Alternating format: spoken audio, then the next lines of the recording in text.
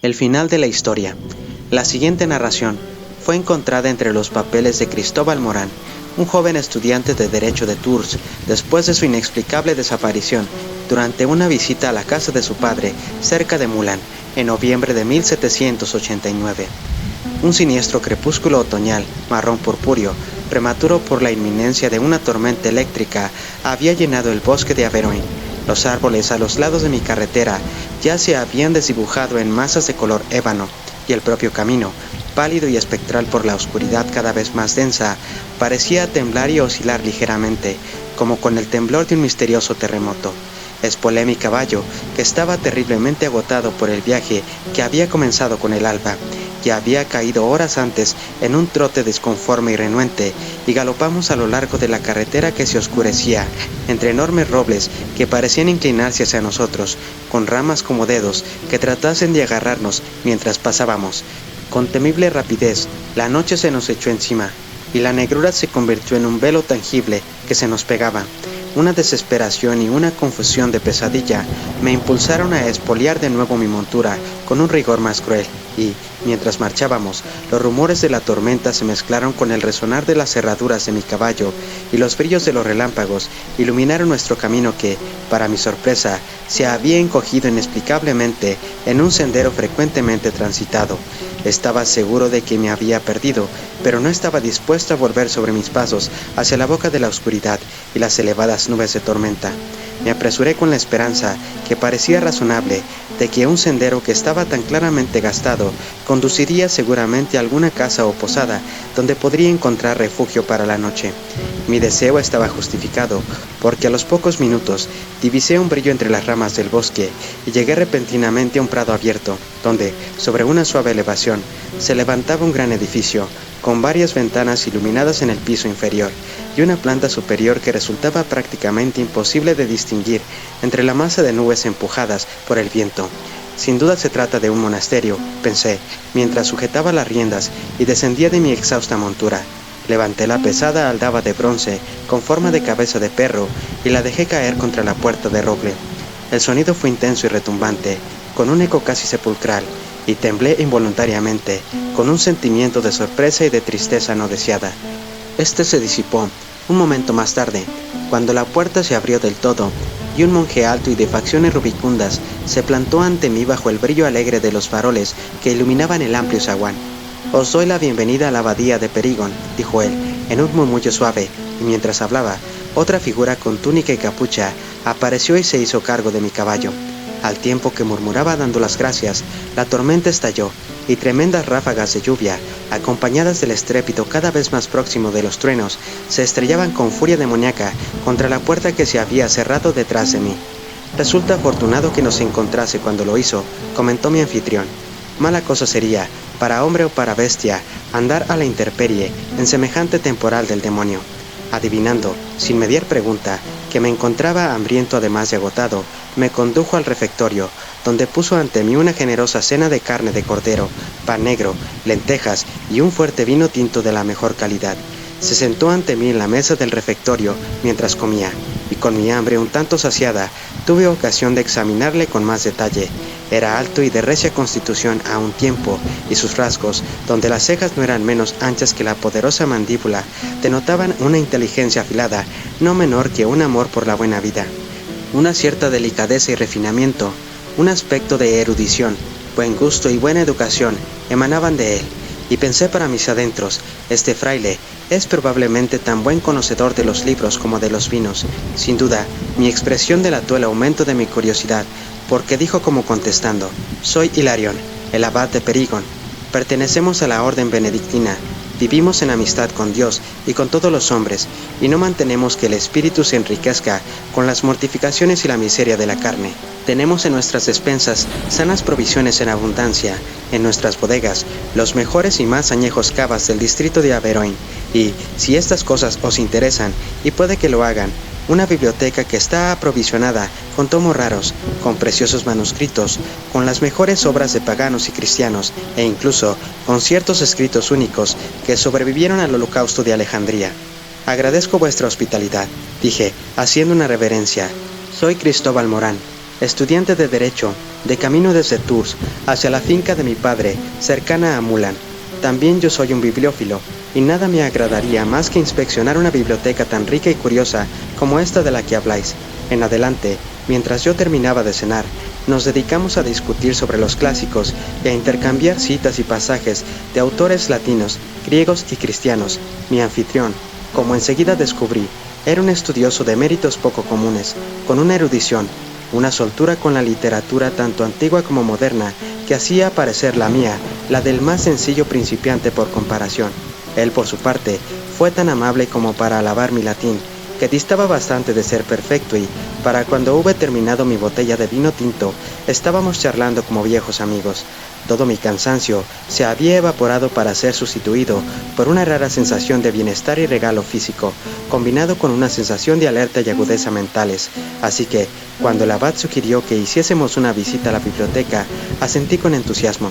Me condujo a través de un largo pasillo, a cuyos lados había celdas que pertenecían a los hermanos de la orden, y abrió, con una gran llave de bronce colgada de su cintura, la puerta de un amplio cuarto, con elevado techo y varias profundas ventanas. En verdad, no había exagerado los recursos de la biblioteca, porque los estantes estaban sobrecargados de libros, y muchos volúmenes se hallaban apilados sobre las mesas o almacenados en una esquina. Había rollos de papiro, vitela y pergamino, extrañas Biblias bizantinas o coptas, viejos manuscritos árabes o persas con portadas decoradas con flores o joyas, montones de incunables procedentes de las primeras imprentas, innumerables copias de autores antiguos realizadas por monjes, encuadernadas en madera o marfil, con ricas ilustraciones y caligrafía que era a menudo una obra de arte por sí misma. Con cuidado que resultaba a un tiempo cariñoso y escrupuloso, el abad Hilarión colocó ante mí volumen tras volumen para que los inspeccionase. Muchos de ellos no los había visto nunca antes y algunos me resultaban desconocidos hasta de oídas. Mi excitado interés y mi genuino entusiasmo le agradaban sin duda, pues al final oprimí un resorte oculto en una de las mesas de la biblioteca y extrajo un largo cajón, en el cual, me dijo, estaban guardados ciertos tesoros que él prefería no sacar a la luz para la educación o el recreo de muchos, y cuya propia existencia no era ni siquiera imaginada por los frailes. Aquí, continuó, verás 3 odas de Cátulo que no encontrarás en ninguna edición de sus obras. Además, hay una copia de un manuscrito original de Safo, una versión completa de un poema que, de otra forma, es conocido solo en breves fragmentos. Aquí hay 2 de las historias perdidas de Mileto, una carta de Pericles y Aspasia, un diálogo desconocido de Platón, una vieja obra árabe de astronomía de autor desconocido que se anticipa a las teorías de Copérnico, y por último, la historia de amor por Bernard de Vaillancourt, que tiene un poco de mala fama. Fue destruida inmediatamente después de publicada y solo se conoce que existe otra copia. Mientras contemplaba, con una mezcla de temor y curiosidad, los inauditos y únicos tesoros que me mostraba, vi, en una esquina del cajón, lo que parecía ser un delgado volumen con una encuadernación sin adornos y título en cuero oscuro. Me atreví a cogerlo y vi que contenía unas pocas hojas manuscritas de caligrafía apretada en francés antiguo. ¿Y esto?, pregunté, volviéndome para mirar a Hilarión, cuyo rostro, para mi asombro, había adquirido repentinamente una expresión melancólica y preocupada. Es mejor no preguntarlo, hijo mío. Se persignó mientras hablaba, y su voz no era ya jovial, sino dura, agitada y llena de una triste inquietud. Hay una maldición sobre esas páginas que sostienes entre tus manos, un embrujo maligno, un poder del mal está unido a ellas, y aquel que se aventura a leerlas está en adelante en grave peligro, tanto de cuerpo como de alma. Me quitó el pequeño volumen mientras hablábamos y lo devolvió al cajón, persignándose de nuevo cuidadosamente mientras lo hacía. Pero padre, me atreví a decir, ¿cómo pueden ser tales cosas posibles? ¿Cómo puede existir un peligro en unas pocas hojas de pergamino? Cristóbal, existen cosas que quedan más allá de tu capacidad de comprender, cosas que no es bueno para ti que sepas. La fuerza de Satanás se manifiesta de diversos modos, de maneras engañosas. Existen otras tentaciones, además de las del mundo y la carne. Hay maldades que no son menos sutiles que irresistibles, y herejías y nigromancias que no son las practicadas por los brujos. ¿De qué tratan entonces estas páginas? ¿Qué peligro oculto? ¿Qué semejante poder maldito se esconde en ellas? Te prohíbo preguntar. Su tono era muy riguroso y expresaba una determinación que me disuadió de realizar nuevas preguntas. Para ti, hijo mío, continuó diciendo, el peligro será doblemente grande, porque eres joven, ardiente, lleno de deseos y curiosidades. Créeme, es mejor que te olvides hasta de que has visto este manuscrito. Cerró el cajón oculto y, mientras lo hacía, el aspecto de melancólica preocupación fue sustituido por el anterior de bondad. Ahora, dijo, mientras se volvía a una de las estanterías, te mostraré la copia de Ovidio, que fue propiedad del poeta Petrarca.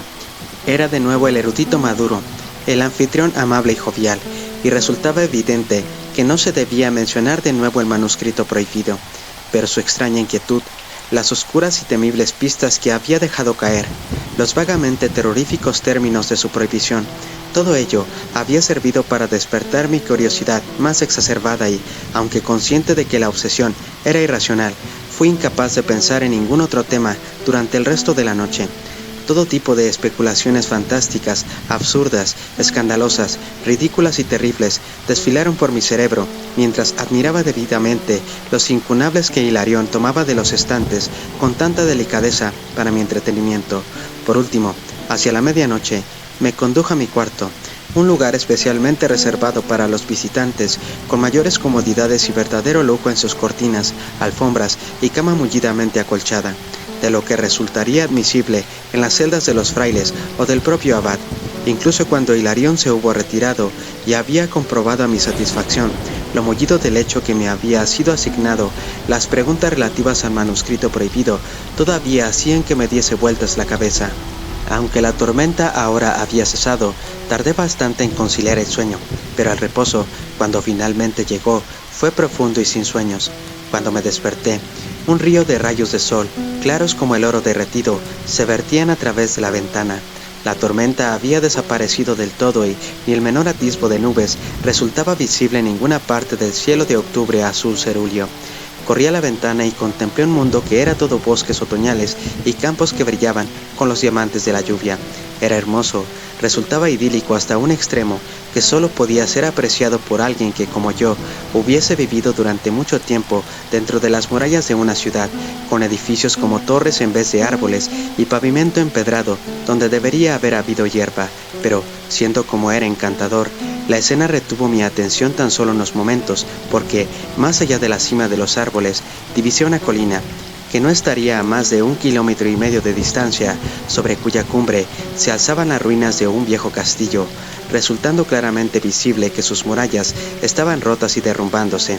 Atraía mi mirada de una manera irresistible, con una sensación subyugante de fascinación romántica que, de alguna manera, me parecía tan natural, tan inevitable, que no me paré a pensar en analizarla o en sorprenderme y, habiéndolo visto, no podía apartar la mirada, sino que permanecía ante la ventana durante no sé cuánto tiempo, sometiendo a un escrutinio tan minucioso como fui capaz los detalles de cada torre agitada por el tiempo y cada bastión. Alguna fascinación indefinible era inherente a la forma, a la extensión, a la manera en que el gran edificio estaba dispuesto, alguna fascinación que no era diferente de la ejercida por un compás de música, por una mágica combinación de palabras y acordes, por las facciones de un rostro amado. Mirando, me perdí en ensueños que no fui capaz de recordar después, pero que dejaron detrás de ellos la misma tentadora sensación de delicias innombrables que los sueños olvidados de la noche a veces dejan. Fui llamado a las realidades de la vida por un amable golpe en mi puerta, y me di cuenta de que se me había olvidado vestirme. Era el abad, quien venía a preguntar qué tal había pasado la noche, y para decirme que el desayuno estaría listo cuando me apeteciese levantarme. Por alguna razón, me sentí algo molesto y hasta avergonzado por haber sido sorprendido soñando despierto y, aunque esto resultaba sin duda superfluo, me disculpé por mi tardanza. Hilarión, creí. Me lanzó una mirada afilada e inquisitiva que fue rápidamente ocultada cuando, con la delicada cortesía de un buen anfitrión, me aseguró que no había nada de lo que tuviese que disculparme en absoluto. Cuando hube desayunado, dije a Hilarión, con muchas muestras de gratitud por su hospitalidad, que había llegado el momento en que debía reanudar mi viaje, pero su tristeza, ante el anuncio de mi partida, era tan genuina, su invitación a quedarme por lo menos otra noche era tan de corazón, que acepté quedarme. En verdad, No fueron necesarios muchos ruegos, porque, además de la auténtica estimación que sentía hacia Hilarión, el misterio del manuscrito prohibido había esclavizado por completo mi imaginación, y era reacio a partir sin haber descubierto nada más concerniente a este. Por otra parte, para un joven con inclinaciones eruditas, la facilidad con la que se me ofrecía la biblioteca del abad era un raro privilegio, una oportunidad preciosa que no debía pasarse por alto. Me gustaría, le dije, realizar ciertos estudios mientras me encuentre aquí, con la ayuda de vuestra incomparable biblioteca. Hijo mío, eres más que bienvenido a quedarte durante cualquier periodo de tiempo y puedes tener acceso a mis libros cuando convenga a tus necesidades o a tus inclinaciones. Diciendo esto, Hilarión se quitó la llave de la biblioteca de su cinturón y me la entregó. Existen deberes, continuó, que me tienen apartado del monasterio durante unas pocas horas al día y sin duda tú desearás estudiar durante mi ausencia. Un poco más tarde se excusó y se marchó. Felicitándome para mis adentros de que la oportunidad deseada hubiese caído tan fácilmente en mis manos, me apresuré en dirección a la biblioteca, sin ningún otro pensamiento que mirar el manuscrito prohibido. Sin echar apenas un vistazo a las estanterías repletas de libros, busqué la mesa con el cajón secreto y tanteé buscando el resorte. Tras un rato de retraso angustioso, pulsé el punto adecuado y saqué el cajón en un impulso que se había convertido en una auténtica obsesión, una fiebre de curiosidad que bordeaba en auténtica locura y, si la seguridad de mi alma hubiese en verdad dependido de ello, no podría haberme negado a satisfacer el deseo que me obligaba a tomar del compartimento el delgado volumen con encuadernación lisa y sin título. Sentándome en una silla próxima a una de las ventanas, comencé a leer sus páginas, que eran solo 6.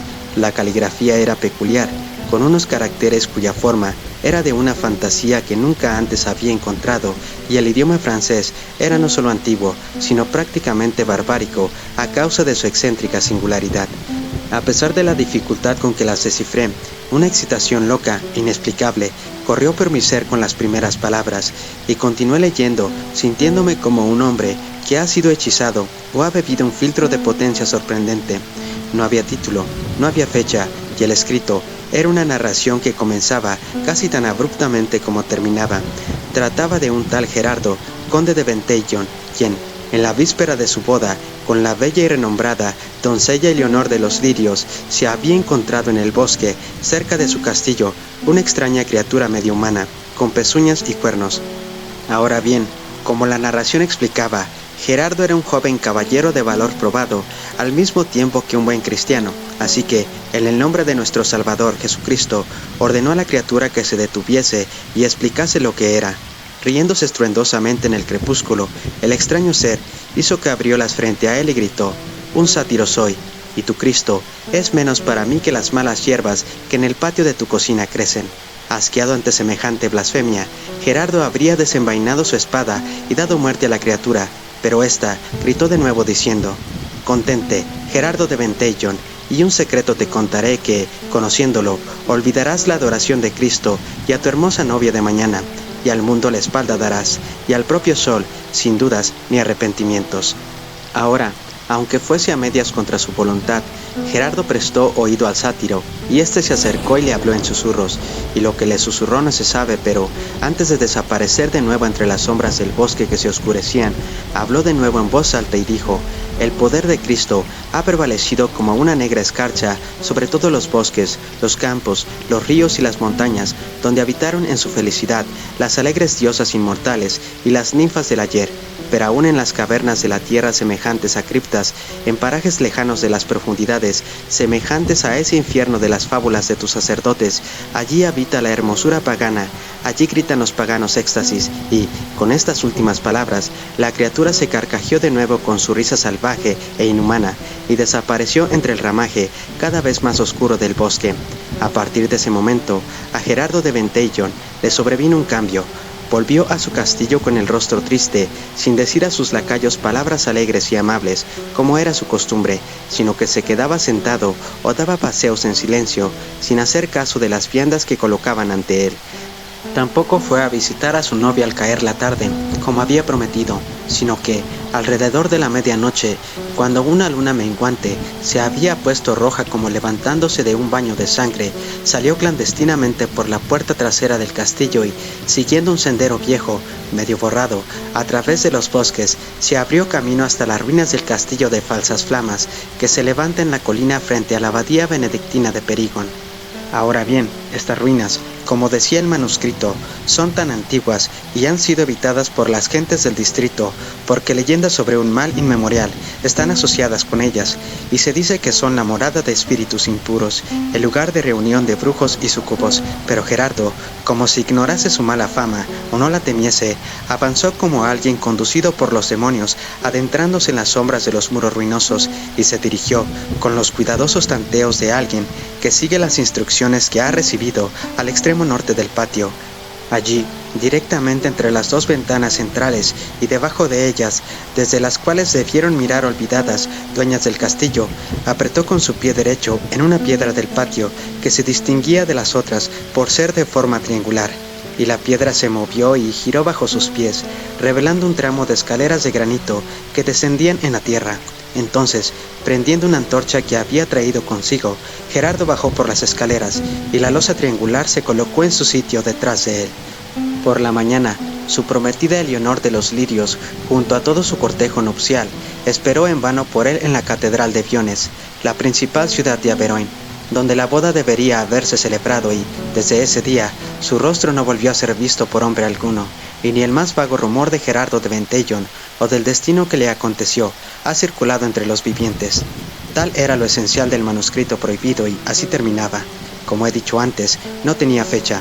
Tampoco había nada que indicase por quién había sido escrito, ni cómo el conocimiento de los sucesos que relataba había llegado a manos del autor. Sin embargo, lo más extraño es que no se me ocurrió dudar ni un momento de su veracidad, y la curiosidad que había sentido por el contenido del manuscrito fue ahora reemplazada por un ardiente deseo, 1000 veces más poderoso, más obsesivo, de conocer cuál fue el final de la historia y descubrir qué era lo que Gerardo de Ventellon había encontrado cuando descendió por las escaleras ocultas. Al leer la historia, se me había ocurrido que las ruinas del castillo de Falsas Flamas, descritas en ella, eran las mismas que había visto esa mañana por la ventana de mi cuarto, y, sopesando esto, una fiebre loca me consumió cada vez más, una inquietud insensata y blasfema. Devolviendo el manuscrito al cajón oculto, abandoné la biblioteca y vagabundé durante un rato, sin rumbo fijo, por los pasillos del monasterio. Al encontrarme por casualidad al mismo monje que, la noche anterior, se había ocupado de mi caballo, me aventuré a interrogarle, tan discretamente y de la manera más casual que pude, en relación a las ruinas que eran visibles desde las ventanas de la abadía. Hizo la señal de la cruz, y una expresión asustada apareció en su ancho y plácido rostro ante mi pregunta. «Las ruinas son las del castillo de Falsas Flamas», replicó. «Durante años 50, según dicen los hombres, ha sido la morada de espíritus impuros, brujas y demonios, y ceremoniales que no deben ser descritos y ni siquiera mencionados se han celebrado dentro de estos muros. Ningún arma conocida por el hombre, ningún exorcismo, ni agua bendita han conseguido nunca prevalecer sobre estos demonios. Muchos valientes caballeros y monjes han desaparecido entre las sombras de Falsas Flamas para nunca volver, y una vez, se cuenta, un abad de Perigón marchó allí para hacer la guerra contra las fuerzas del mal, pero lo que le sucedió a manos de los súcubos ni se sabe ni se conjetura siquiera. Algunos dicen que los demonios son brujas asquerosas cuyos cuerpos terminan en anillos de serpiente, otros que son mujeres de una belleza superior a la de las mortales, cuyos besos son una diabólica delicia que consume la carne de los hombres con la fiereza de un fuego del infierno. En lo que a mí respecta, yo no sé si estas historias son ciertas, pero no me atrevería a adentrarme en Falsas Flamas». Antes de que hubiese terminado de hablar, una decisión se había formado por completo en mi interior. Debería dirigirme al castillo de Falsas Flamas y descubrir por mí mismo, si era posible, todo lo que pudiese ser encontrado. El impulso era inmediato, subyugante, inexcusable, e, incluso, si lo hubiese deseado, tan incapaz era de enfrentarme a él, como si hubiese sido víctima del hechizo de algún brujo. La prohibición del abad Hilarión, la extraña historia sin terminar en el viejo manuscrito, las leyendas del mal sobre las que el monje había dado pistas, todo esto debería haber servido para asustarme y frenarme de semejante empeño, pero, por el contrario, debido a una extraña inversión del pensamiento, parecían ocultar algún delicioso misterio, indicar un mundo oculto de cosas inefables y vagos placeres no soñados que hacían arder mi cerebro y palpitar con delirio mi pulso. No sabía, no era capaz de concebir en qué consistían estos placeres, pero, de una manera mística, estaba tan seguro de su realidad concreta como el abad Hilarión estaba seguro del paraíso. Decidí ir esa misma tarde, durante la ausencia de Hilarión, quien, sentí instintivamente, recelaría ante semejante decisión y se mostraría poco amigo de su cumplimiento. Mis preparativos fueron sencillos. Guardé en el bolsillo una pequeña vela de mi cuarto y parte de una hogaza de pan del refectorio y, asegurándome de que una pequeña daga que siempre llevaba conmigo estaba en su funda, partí del monasterio inmediatamente. Encontrándome con dos de los hermanos en el patio, les dije que iba a dar un breve paseo por los bosques vecinos. Me dieron un «La paz sea contigo» y siguieron su camino según el espíritu de esas palabras, dirigiéndome tan directamente como me fue posible hacia Falsas Flamas, cuyos torreones a menudo se perdían de vista tras las altas ramas entrelazadas. Entré en el bosque. No había senderos, y a menudo me vi obligado a dar breves rodeos y vagabundear por lo denso del bosque. En mi prisa febril por alcanzar las ruinas, me pareció que pasaban horas antes de que llegase al promontorio que coronaba Falsas Flamas, pero probablemente tardé poco más de 30 minutos. Trepando el último declive de la cuesta llena de peñascos, llegué repentinamente a la vista del castillo. Estaba muy próximo, en el centro de la meseta que formaba la cima. Los árboles habían echado raíces en sus rotos muros, y el ruinoso portal que conducía al patio estaba medio bloqueado por los arbustos, zarzas y cardos. Abriéndome paso, no sin dificultad, y vistiendo ropajes que habían sufrido a manos de las espinas de las zarzas, me dirigí, como Gerardo de Ventellon, en el viejo manuscrito, al extremo norte del patio. Malas hierbas enormes y de aspecto siniestro habían echado raíces entre las losas, levantando sus hojas densas y carnosas que se habían vuelto de un tenebroso marrón y púrpura con la llegada del otoño. Pero pronto encontré la losa triangular mencionada en el cuento y, sin la menor duda o retraso, presioné sobre ella con mi pie derecho. Un loco temblor, un estremecimiento de triunfo aventurero que estaba mezclado con algo de azoramiento, pasó a través mío cuando la gran losa giró fácilmente bajo mis pies, descubriendo, como en la historia, oscuros escalones de granito. En ese momento, los horrores de las leyendas clericales vagamente aludidos se convirtieron en inminentemente reales en mi imaginación, y me paré ante la negra apertura que estaba a punto de tragarme, preguntándome si algún satánico hechizo no me había conducido allí a peligros de una gravedad desconocida e inconcebible. Sin embargo, tan solo vacilé durante unos breves instantes. Entonces, la sensación de peligro se desvaneció. Los horrores monjiles se convirtieron en un sueño fantástico, y el encanto de las cosas que no podían formularse, más próximas y fáciles de alcanzar, se apretó en torno mío, como un abrazo amoroso.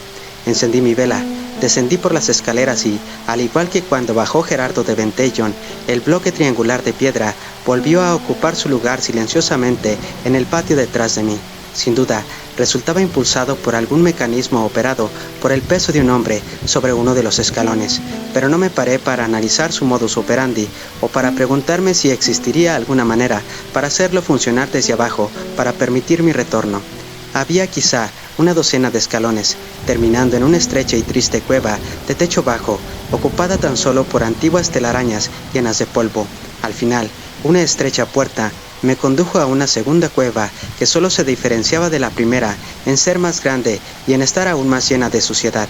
Atravesé varias cuevas semejantes y entonces me encontré en un largo pasadizo o túnel, medio bloqueado en algunos lugares por las piedras y los montones de escombros que se habían desprendido de los lados que se derrumbaban. Era muy húmedo, lleno del apestoso olor de las aguas estancadas y del moho subterráneo. Mis pies chapotearon en más de una ocasión sobre pequeños charcos y sentía gotas por encima de mí, fétidas y sucias, como si se filtrasen desde un cementerio.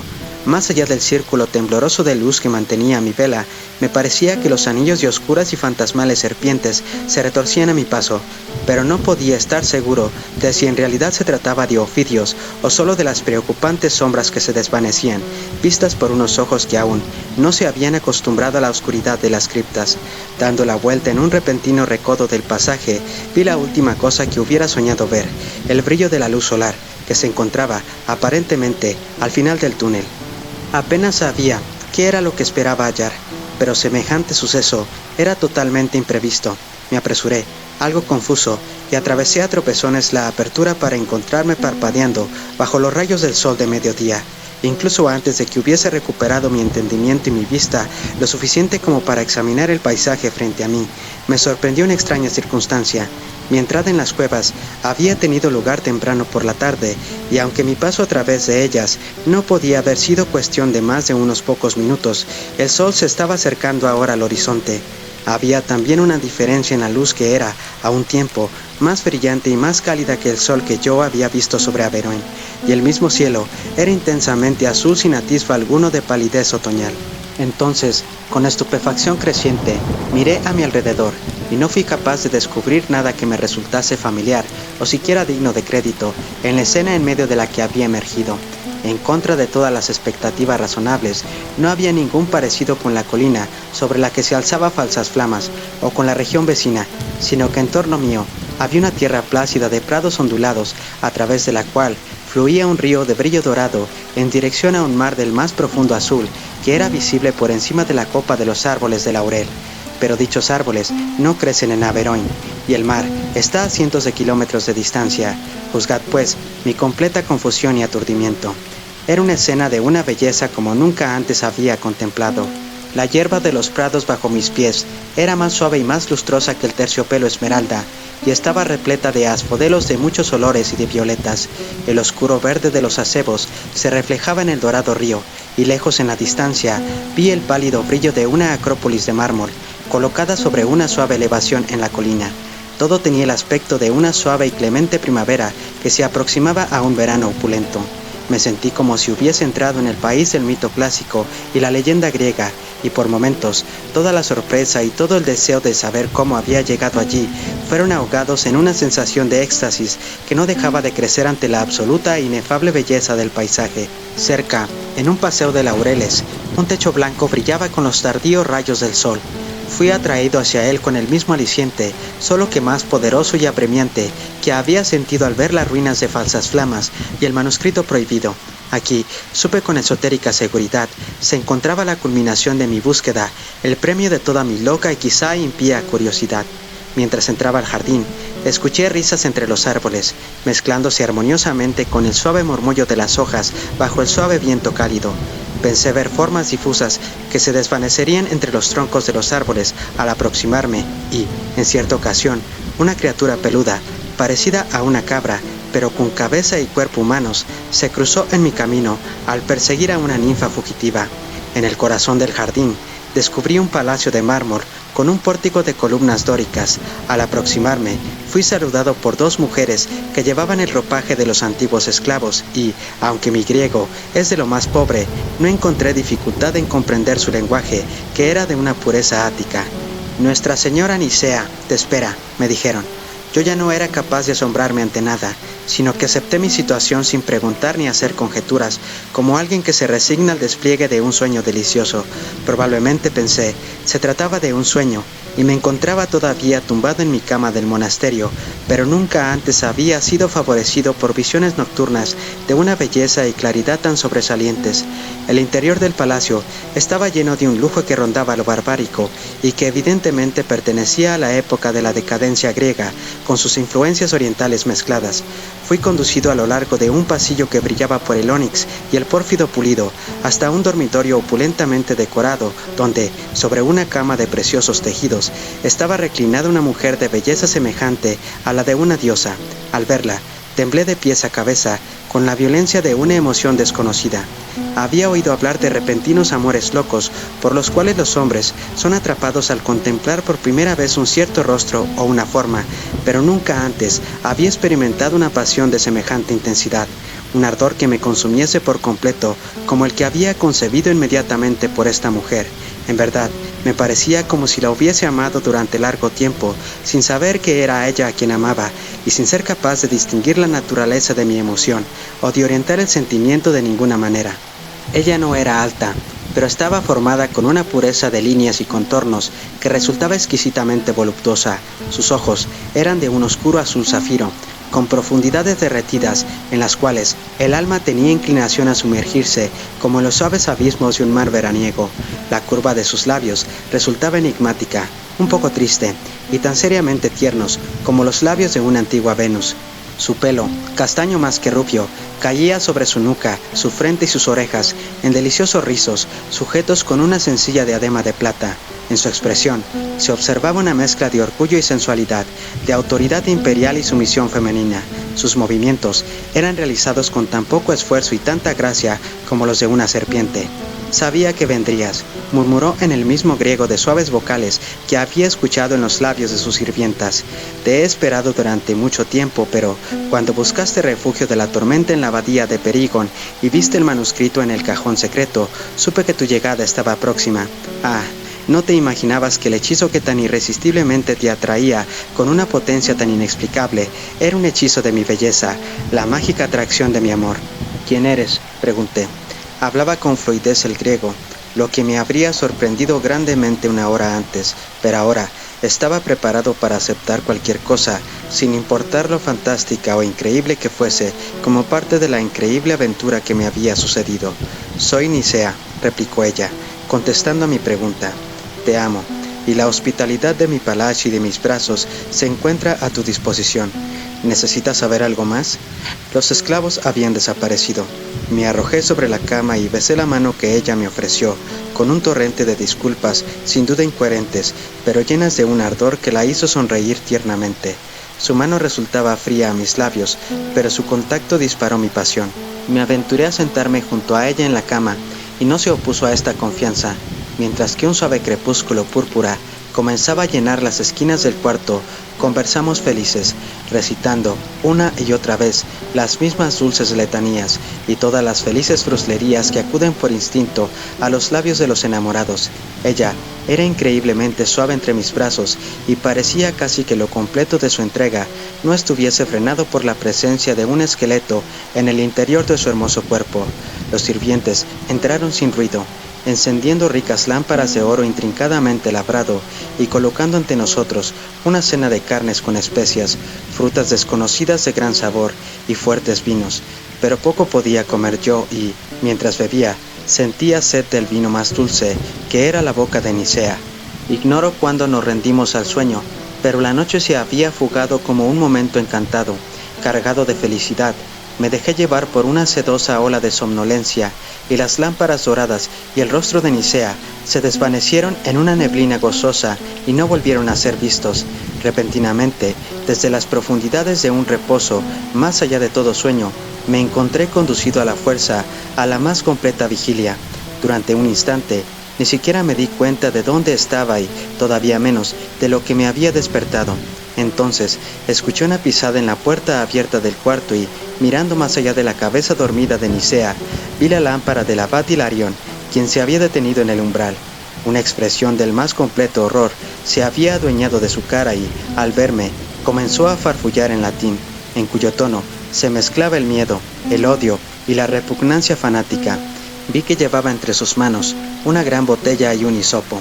Estaba convencido de que la botella contenía agua bendita y, por supuesto, adiviné el uso al que estaba destinada.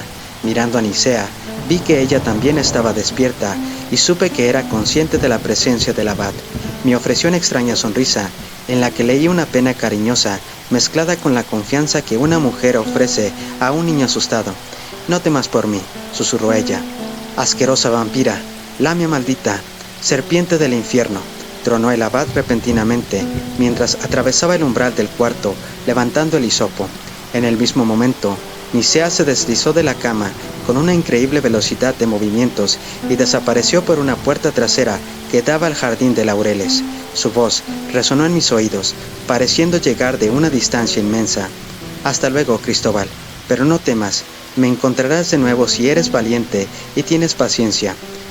Al terminar estas palabras, el agua bendita del hisopo cayó sobre el suelo de la cámara y la cama donde Nicea había yacido junto a mí. Hubo un crujido como el de muchos truenos y las lámparas doradas se apagaron en una oscuridad que parecía estar llena del polvo de una lluvia de fragmentos que caía. Perdí el conocimiento y, cuando lo recobré, Me encontré tumbado sobre un montón de escombros en una de las cuevas que había atravesado antes ese día, con una vela en la mano y una expresión de infinita pena y gran solicitud sobre su rostro. Hilarión estaba inclinado sobre mí. Junto a él descansaban la botella y el goteante hisopo.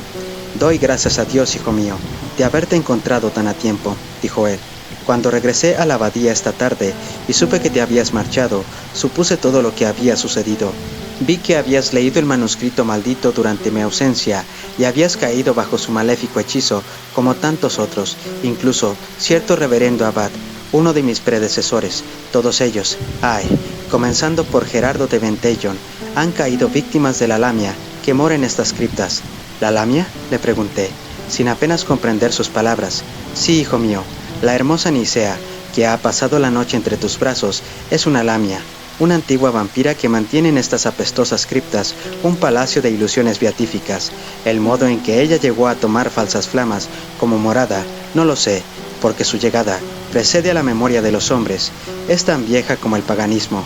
Fue exorcizada por Apolonio de Tiana y, si pudieses contemplarla como realmente es, verías, en lugar de su voluptuoso cuerpo, los anillos de una inmunda y monstruosa serpiente. Todos aquellos a quien ama y admite a su hospitalidad, termina al final por devorarlos, después de haberles robado la vida y la fuerza con la diabólica delicia de sus besos. La llanura con el bosque de laurel que viste, el río bordeado de acebos, el palacio de mármol y todos los lujos que contenía, no eran más que ilusiones satánicas, una hermosa burbuja que se levantaba del polvo y la corrupción de una muerte inmemorial y una corrupción antigua. Se hicieron polvo ante el beso del agua bendita que traje conmigo cuando te seguí, pero Nicea, ha escapado, y me temo que aún sobrevivirá, para construir de nuevo su palacio de encantamientos demoníacos, para cometer de nuevo la abominación indecible de sus pecados. Todavía bajo una especie de estupor, ante la ruina de mi recién encontrada felicidad, ante las singulares revelaciones efectuadas por el abad, le seguí obediente mientras me conducía a través de las cuevas de falsas flamas. Subió por las escaleras a través de las cuales yo había descendido y, cuando se acercaba a la superficie y se vio obligado a inclinarse un poco, la gran losa se levantó hacia arriba, dejando pasar un torrente de gélida luz de luna. Emergimos y le permití que me condujese de regreso al monasterio. Mientras mi mente comenzaba a aclararse y la confusión a la que había sido arrojado se resolvía, una sensación de resentimiento comenzó a crecer, una fuerte cólera ante la intromisión de Hilarión. Sin hacer caso de si me había rescatado o no de graves peligros físicos o espirituales, eché en falta el hermoso sueño de que se me había privado. Los besos de Nicea ardían suavemente en mi recuerdo y supe que, sin importar lo que quiera que fuese, mujer o demonio o serpiente, no había nadie en el mundo que pudiese despertar en mí el mismo amor y el mismo placer. Tuve cuidado, sin embargo, de ocultarle mis sentimientos a Hilarión, dándome cuenta de que traicionar semejantes emociones simplemente haría que me considerase como un alma que estaba perdida más allá de la redención. A la mañana, alegando la urgencia de mi regreso al hogar, me marché de Perígon. Ahora, en la biblioteca de la casa de mi padre, cerca de Mulan, escribo este relato de mis aventuras. El recuerdo de Nicea es mágicamente claro, inefablemente querido, como si ella todavía estuviese a mi lado. Y aún puedo ver los ricos tapices de una habitación iluminada a medianoche por lámparas de oro curiosamente labrado y oír las palabras de su despedida.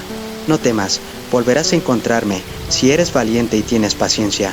Pronto volveré a visitar de nuevo las ruinas del castillo de falsas flamas y volveré a descender a las criptas debajo de la losa triangular. Pero, a pesar de lo cercano de Perígon a falsas flamas, a pesar de mi estima por el abad, mi gratitud por su hospitalidad, mi admiración por su incomparable biblioteca, no creo que me apetezca volver a ver a mi amigo Hilarión. Fin.